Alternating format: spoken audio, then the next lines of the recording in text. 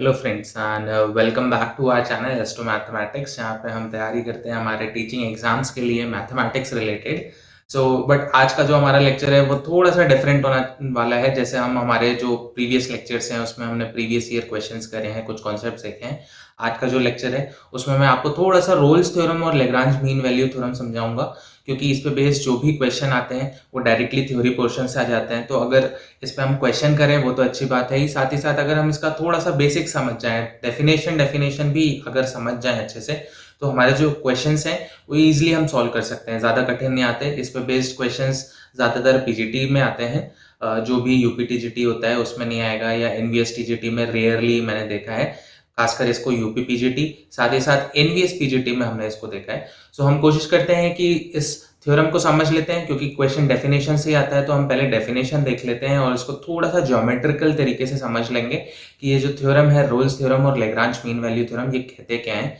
Basically mean value theorem में Lagrange mean value theorem हम पहले पढ़ेंगे, और क्योंकि रोल्स थ्योरम जो है वो लेग्रांज मीन वैल्यू थ्योरम का ही एक स्पेशल केस है, तो उसको हम थोड़ा सा बाद में पढ़ेंगे, है ना। तो चलिए शुरू करते हैं आज का ये वीडियो।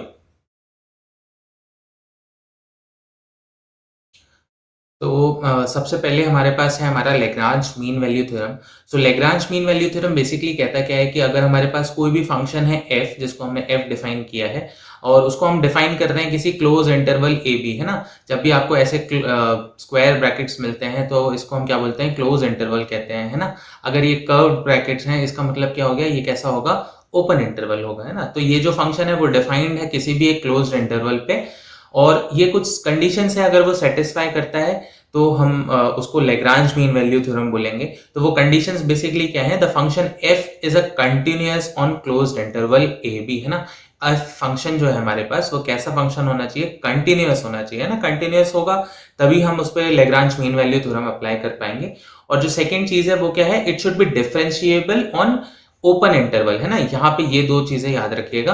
कैसा, कंटिन्यूअस होते टाइम वो कैसा इंटरवल है, it is a closed interval.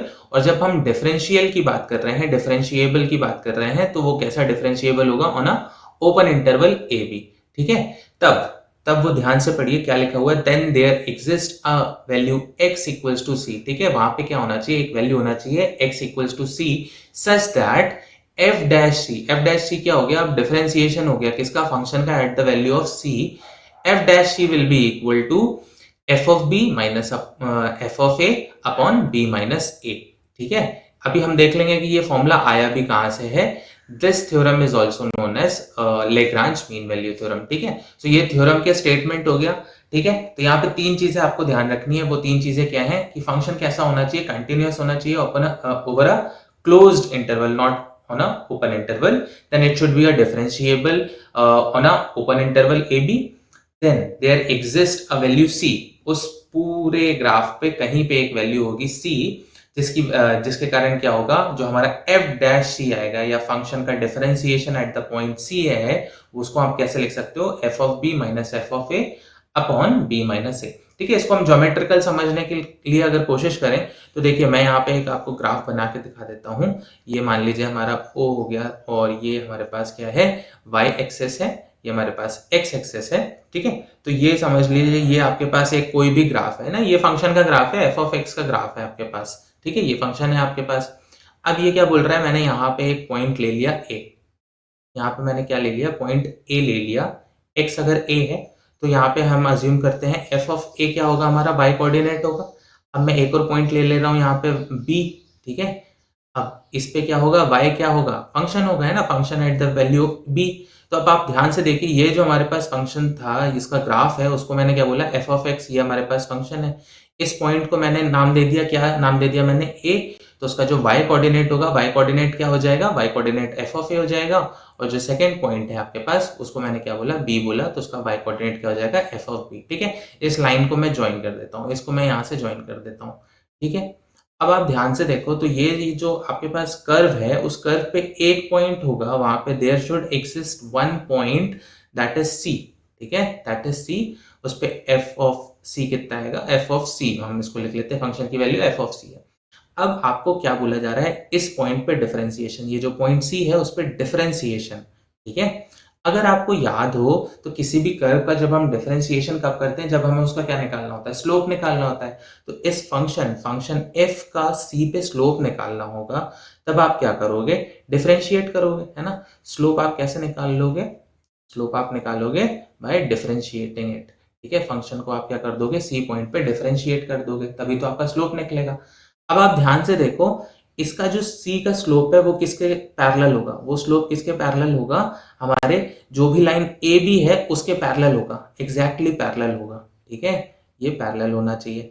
अगर आपको मैं बोल दूं कि ये जो लाइन है, इस लाइन का आपको स्लोप निकालना है, तो आप कैसे निकालते हो स्लोप, हम कैसे निकालते हैं, difference of y upon difference of x, ऐसे निकाला जाता है। अब आप यहाँ पे y कोऑर्डिनेट्स का डिफरेंस लोगे तो वो क्या आएगा, f of b minus f of a, यही डिफरेंस आएगा, ठीक है। और आप x एक्सिस का जब डिफरेंस लोगे, या डेल x बोल लो, आप इसको किसी भी लैंग्वेज में बोल सकते हो, तो आप क्या लिखोगे, b माइनस a लिखोगे, ठीक है। आई बात समझ में। तो देखो इस पॉइंट c पे आप देख सकते हो ये कैसा है, पैरेलल है, टेंजेंट पैरेलल रहेगा, यहाँ से अगर मैं कोई टेंजेंट पास कराऊं तो पैरेलल रहेगा, इसका मतलब ये जो लाइन है और ये जो टेंजेंट है इसका स्लोप कैसा होगा, सेम होगा, सेम होगा, ठीक है। तो जो f डैश c है वो कैसा आएगा, f of b minus f of a upon b minus a, है ना।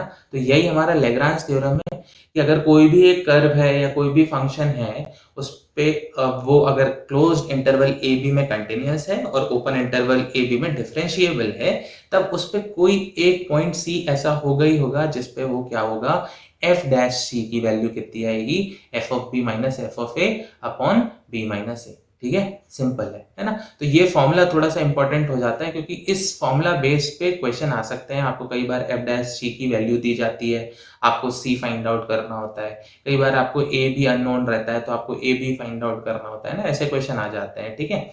और ये कंडीशंस भी इंपॉर्टेंट है, कंडीशंस तो आपको याद करनी ही करनी है, ठीक है। तो आई होप आपको ये लेग्रांज मीन वैल्यू थ्योरम समझ में आया होगा। जब इस पे मैं क्वेश्चन बताऊंगा तो क्वेश्चन आपको देख के समझ में आ जाएगा कितना इजी होता है। कई बार हम ये मीन वैल्यू थ्योरम पढ़ के नहीं जाते हैं, बट पेपर में 2 से 3 क्वेश्चन आ ही जाते हैं ना। यूपी पीजीटी समझ लीजिए या एनवीएस पीजीटी समझ लीजिए, दोनों में 2 या 3 क्वेश्चन आते ही आते हैं ना। चलिए, अब नेक्स्ट जो है हमारा रोल्स थ्योरम है। रोल्स थ्योरम में आपको पहले ही बता चुका हूँ, it is a special case of Lagrange mean theorem, है ना। So a special case of Lagrange mean value theorem is Rolle's theorem which states that, ठीक है। अब यहाँ पे देखिए 2-3 कंडीशंस और हैं, जैसे हमने लेग्रांज मीन वैल्यू थ्योरम के लिए पढ़ा था, वैसे यहाँ पे भी अलग कंडीशन है। कंडीशन क्या है, इफ अ फंक्शन f, है ना, सेम चीज हम बात करेंगे। If a function f is defined on a closed interval a b, same चीज है जैसे हमने वहां पे लेग्रांज में भी क्लोज्ड इंटरवल a b में डिफाइन किया था, such that it satisfies the following condition.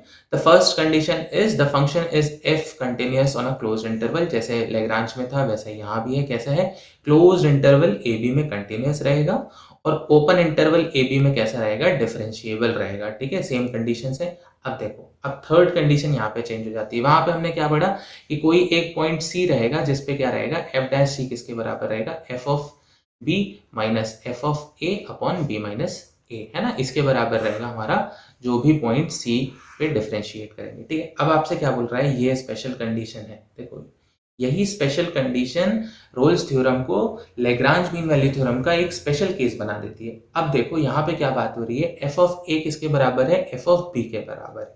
क्या है, F of A is equals to F of B, ठीक है। तो ये एक स्पेशल केस हो गया। यहाँ पे क्या है, यहाँ पे जरूरी नहीं है कि एफ ऑफ ए और एफ ऑफ बी इक्वल है, ठीक है। लेग्रांज मीन वैल्यू थ्योरम में ऐसा जरूरी नहीं था, बट रोल्स में ये जरूरी है। Then there exist at least one value of X, let us assume this value to be c, which lies between a and b, that is a is less than c less than b in such a way that f dash c is equals to 0. अगर आप इसको Lagrange mean value theorem में रख के देखोगे तब भी वो 0 ही आएगा, ठीक है। आप इसका ग्राफ बना लो, बेस्ट है इसका ग्राफ बना लिया जाए, ठीक है। अगर हम इसका ग्राफ बना लें और ग्राफ में हम ध्यान से सेम प्लॉट करें कि मान लीजिए ये आपके पास क्या है, कर्व है फंक्शन का, ठीक है। आपका एफ फंक्शन का कर्व है। आपसे क्या बोला जा रहा है, आपके पास 2 पॉइंट है। कैसे पॉइंट है, ए और बी, ठीक है। ए और बी आपके पास 2 पॉइंट है। साथ ही साथ आपको क्या बोला गया, F of A is equals to F of, ठीक है। यानी अब मैं क्या बोल सकता हूँ, ये जो दोनों पॉइंट हैं वो y एक्सेस पे सेम लेवल पे हैं ना, सेम लेवल पे होंगे। सेम लेवल पे होने का मतलब क्या हो गया, ये जो लाइन है जो एफ ऑफ ए और एफ ऑफ बी पे क्रॉस करके जा रही है that is parallel to X axis, और पैरेलल अगर एक्स एक्सिस के है तो उसका स्लोप कैसा होना चाहिए? स्लोप तो जीरो ही होना चाहिए, ये हमें पता है, ठीक है। तो इस पूरे ग्राफ पे, इस पूरे स्लोप पे एक पॉइंट होगा सी, उस पे क्या होना चाहिए? उस पे इसका जो टैंजेंट है, या इसको मैं बोल दूं इसका जो स्लोप है, स्लोप कैसा होना चाहिए? स्लोप जीरो होना चाहिए। क्यों जीरो होना चाहिए? क्योंकि it is a parallel to X axis, है ना। कोई भी लाइन है अगर ग्राफ पे which is parallel to X axis, उसका स्लोप कैसा होगा? जीरो ही तो होगा, है ना। सो अगर आपके पास क्या है, ये एक कर्व है, उस पे एक पॉइंट सी है, इसका हमें स्लोप निकालना है। स्लोप कैसे निकालोगे? फंक्शन है सी पॉइंट पे, अगर मुझे इसका स्लोप निकालना है तो आप क्या करोगे? डिफरेंशिएट कर दोगे इसको, ठीक है। जब डिफरेंशिएट करोगे तो इसको आप कैसे लिखोगे? एफ डैश सी तो लिखोगे इसको, है ना। और अब आपको पता चल गया इसका स्लोप कैसा है। ग्राफ देख के आप बता सकते हो स्लोप कैसा होना चाहिए? जीरो होना चाहिए। सो इसका स्लोप कितना आएगा? जीरो आएगा, ठीक है। तो देखो बहुत सिंपल सा था। लेग्रांज मीन वैल्यू थ्योरम में हमने स्लोप निकाल के देखा है। लेग्रांज मीन वैल्यू थ्योरम में आपको दिखा देता हूँ। लेग्रांज मीन वैल्यू थ्योरम में देखो आपने यहाँ पे स्लोप निकाला है कैसे? F dash c is equals to F of b minus f of a upon b minus a. वहीं पे हमने क्या किया है, हमारे रोल्स थ्योरम में हमने देखा कि रोल्स थ्योरम में हम डायरेक्टली क्या कर सकते हैं, एफ डैश सी जो है उसको हम जीरो डाल सकते हैं, ठीक है।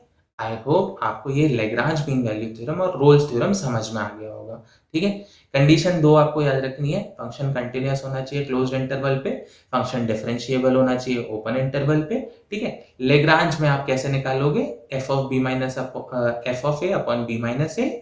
और जो रोल्स थ्योरम है उसकी स्पेशल कंडीशन क्या है? Function of at the value of function at A and value of function at B are equal, then there should exist a point C such that the slope at C is equals to 0, ठीक है। Simple.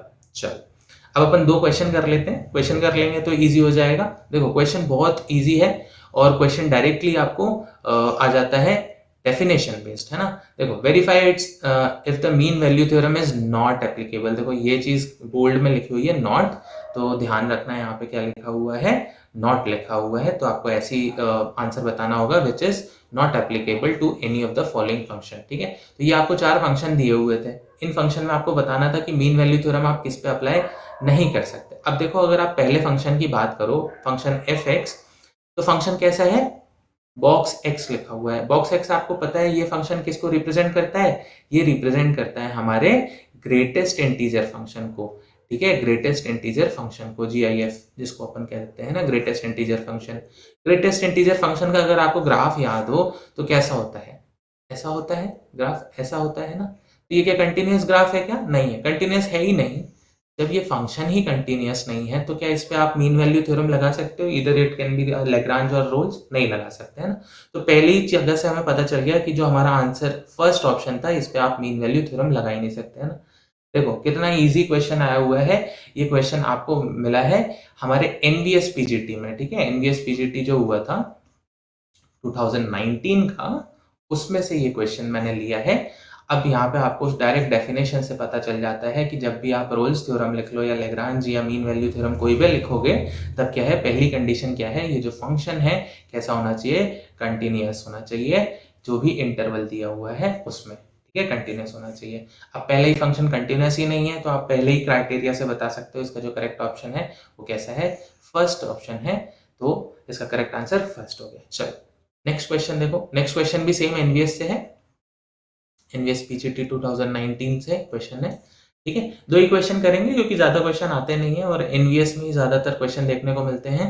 सो अब ये question क्या बोल रहा है, आपको Rolle's theorem के बारे में पूछ रहा है। If Rolle's theorem is applicable to any of the following. अब हमें क्या बोला गया है कि किसी पे भी रोल्स थ्योरम अप्लाई हो रहा है कि नहीं हो रहा है। देखो अगर आप ध्यान से देखो, जो ऑप्शन फर्स्ट और सेकंड है उसमें आपको क्या मिला हुआ है? फंक्शन बॉक्स एक्स मिला हुआ है, ठीक है। अब फंक्शन बॉक्स एक्स मिला हुआ है तो ये क्या कंटिन्यूअस फंक्शन है? नहीं है। तो ये दोनों तो पहले ही ऑप्शन कट जाते हैं, ठीक है। नेक्स्ट आपके पास function F of x is equals to x square minus 1 दिया हुआ है। नेक्स्ट आपको फंक्शन दिया हुआ है F of x x square plus 2x minus 8। देखो ये जो फंक्शन है आपको किस में दिया हुआ है? 1,2 इस इंटरवल में दिया हुआ है। ये फंक्शन आपको -4,2 पे दिया हुआ है। अब इस फंक्शन को देखो, चेक कर लो आप। रोल्स थ्योरम की क्या कंडीशन थी? जो भी आपका क्लोज्ड इंटरवल ए बी में आप फंक्शन डिफाइन कर रहे हो उसमें function F of A should be equal to F of B, है ना, रोल्स थ्योरम की जब हम बात कर रहे थे तो ऐसा होना चाहिए। अब ये 1 और कॉमा 2 के बीच में डिफाइन है, तो ये फंक्शन की वैल्यू मैं पहले तो 1 पे निकाल लेता हूँ, तो क्या होगा x square, that means 1 square minus 1, और फंक्शन की वैल्यू 2 पे निकालेंगे, सो 2 स्क्वायर माइनस 1, ये कितना आएगा, ये कितना आएगा 4 माइनस 1 कितना आ जाएगा 3 आएगा, और ये 1 माइनस 1 कितना आ गया 0 आ गया। अब देखो फंक्शन की वैल्यू 0 है क्या, F of 1 is equals to F of 2 है क्या, नहीं है, ठीक है। सो ये तो कंडीशन ही सेटिस्फाई नहीं कर रहा है, तो अल्टीमेटली कौन सा ही आंसर होना चाहिए, फोर्थ आंसर सही होना चाहिए, ठीक है, फोर्थ आंसर सही होना चाहिए। आप इसकी वैल्यूज रख के भी देख सकते हो, ठीक है। चलिए अपन इसको रख के दिखा देता हूँ, मैं आपको सेटिस्फाई करा देता हूँ कि ये रोल्स थ्योरम सेटिस्फाई कर रहा है कि नहीं कर रहा है। देखो अब इसकी पहले वैल्यू जो इंटरवल है वो -4, 2 है, तो पहले अपन -4 पे निकाल लेते हैं value, so this should be -4 का स्क्वायर प्लस 2 टाइम्स ऑफ -4 -8, सो ये कितना आएगा, -4 का square will be 16 and this will be minus of 8, again minus of 8, answer आया आपका 0। अब आपको वैल्यू किस पे निकालनी पड़ेगी, 2 पे निकालनी पड़ेगी, 2 पे निकालेंगे सो 2 square plus 2 times of 2 minus 8, so this would be how much 4 plus 4 minus 8 again 0, है ना। तो अब आप यहाँ पे देख सकते हो कैसा है, f of -4 is equals to f of 2, है ना। फंक्शन दोनों पॉइंट पे कैसे है, सेम वैल्यू दे रहे हैं, एग्जैक्ट वैल्यू दे रहे हैं, है ना।